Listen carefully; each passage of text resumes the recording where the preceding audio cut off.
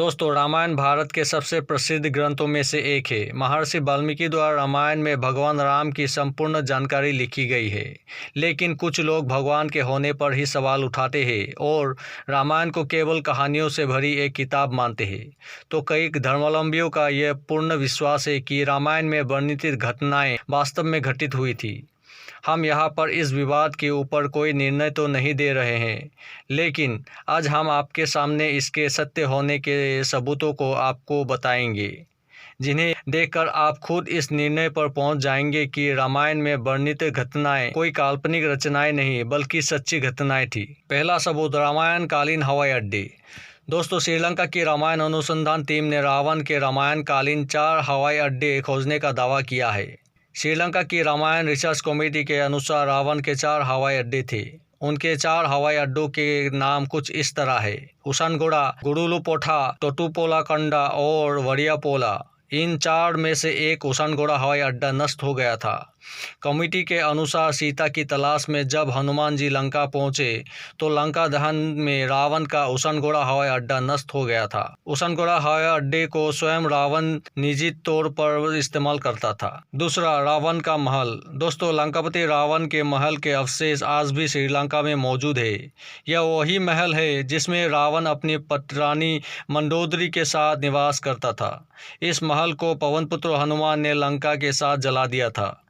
इस जले हुए महल के अवशेष आज देखे जा सकते हैं। तीसरा, अशोक वाटिका। दोस्तों, बता दें कि रामायण में वर्णित अशोक वाटिका आज भी श्रीलंका में स्थित है, जहां रावण ने सीता माता को हरण करने के पश्चात कैद कर रखा था। इस क्षेत्र में लाखों की तादाद में आज भी अशोक के लंबे लंबे पेड़ मौजूद है। अशोक पेड़ की अधिक होने के कारण ही इसे अशोक वाटिका कहा जाता है। दोस्तों, आज इस जगह को सीता एलिया के नाम से भी जाना जाता है, जो नुओरा एलिया नामक जगह के पास स्थित है। दोस्तों, बता दें कि यहाँ आज सीता का मंदिर है और पास ही एक झरना भी है। चौथा, द्रोणागिरी पर्वत। दोस्तों, रामायण ग्रंथ में उल्लेख किया गया है कि लक्ष्मण और मेघनाद के युद्ध में मेघनाद के बाण से लक्ष्मण मूर्छित हो गए थे। तब राजवेद चूर्ण के उपाय के अनुसार द्रोणागिरी पर्वत से संजीवनी बूटी लाना था। तब हनुमान जी संजीवनी लेने द्रोणागिरी पर्वत गए थे।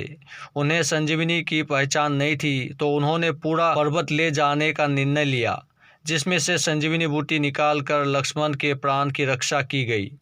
लक्ष्मण जी के ठीक होने के बाद हनुमान जी ने द्रोणागिरी पर्वत उसी स्थान पर रख दिया। यह पर्वत आज भी श्रीलंका में मौजूद है और जब वैज्ञानिकों ने इस पर्वत पर रिसर्च की तो पता चला कि इस पर्वत पर वही जड़ी बूटियाँ मौजूद है जो सिर्फ हिमालय पर्वत पर ही पाई जाती है। पांचवा, राम सेतु। दोस्तों, रामायण में जिस राम सेतु का वर्णन है इसे एडम्स ब्रिज भी कहा जाता है। भारत के तमिलनाडु के दक्षिण पूर्व तट के किनारे रामेश्वरम द्वीप तथा श्रीलंका के उत्तर पश्चिमी तट पर मन्नार द्वीप के मध्य चूना पत्थर से बनी एक श्रृंखला है। भौगोलिक प्रमाणों से पता चलता है कि किसी समय यह सेतु भारत तथा श्रीलंका को भूमार्ग से आपस में जोड़ता था। दोस्तों, वाल्मीकि के अनुसार नल और नील के सानिध्य में वानर सेना ने 5 दिन में 48 किलोमीटर लंबा और 3 किलोमीटर चौड़ा पुल तैयार किया था।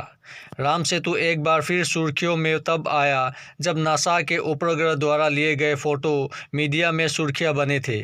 समुद्र पर बने सेतु को राम जी की दूसरी विजय कहा जाता है, क्योंकि रावण को विराट समुद्र की तरफ से किसी से कोई खतरा नहीं था। आज भी राम सेतु का होना रामायण को सच साबित करने का सबसे बड़ा सबूत है। छठे, सुरगीप की गुफा। दोस्तों, बाली के डर से सुरगीप जिस गुफा में रुके थे वह गुफा आज भी मौजूद है।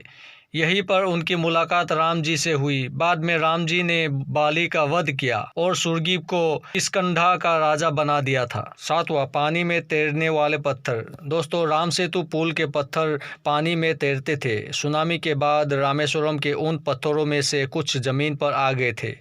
शोधकर्ताओं के अनुसार राम सेतु को बनाने के लिए विशेष प्रकार के पत्थर का इस्तेमाल किया गया था, जिसे विज्ञान की भाषा में प्यूमा स्टोन कहते हैं। शोधकर्ताओं ने जब इन पत्थरों को पानी में फेंका तो वह पत्थर तैर रहे थे, जबकि दूसरे पत्थर पानी में डूब जाते थे। रामेश्वरम में आई सुनामी के दौरान यह पत्थर दिखाई दिए थे। आपको बता दें कि आज भी कई साधु संतों के पास तैरने वाले इस पत्थर मौजूद है। 8वां, श्रीलंका की काली मिट्टी। दोस्तों, रामायण में बताया गया है कि रावण की सोने की लंका श्रीलंका में विशाल स्तर पर फैला हुआ था, जिसे हनुमान जी ने जलाकर राख कर दिया था, जिसके प्रमाण का अनुमान वर्तमान में श्रीलंका में मिलने वाली काली मिट्टी से लगाया जा सकता है। आज भी बहुत से स्थलों की मिट्टी पूर्ण रूप से काली है। दोस्तों, इस वीडियो को देखने के बाद उम्मीद है कि जिन लोगों को भी श्री राम के अस्तित्व को लेकर संदेह था, वो दूर हो गए होंगे। रामायण के सबूत को देखने के बाद आपके हृदय में श्री राम के प्रति आस्था जागृत हो गया होगा। उम्मीद है दोस्तों, आज की हमारी इस वीडियो में हमने आपको रामायण के 8 सबूत के बारे में बताया है। इस तरह की वीडियो के लिए आप हमारे चैनल को सब्सक्राइब करें और अपने दोस्तों में शेयर करें, जिससे कि हमारे बीच जागरूकता होगी और इससे सबको बहुत लाभ होगा। दोस्तों, अगर आपको हमारे वीडियो पसंद आया है तो हमें कमेंट करके ज़रूर बताइएगा। धन्यवाद।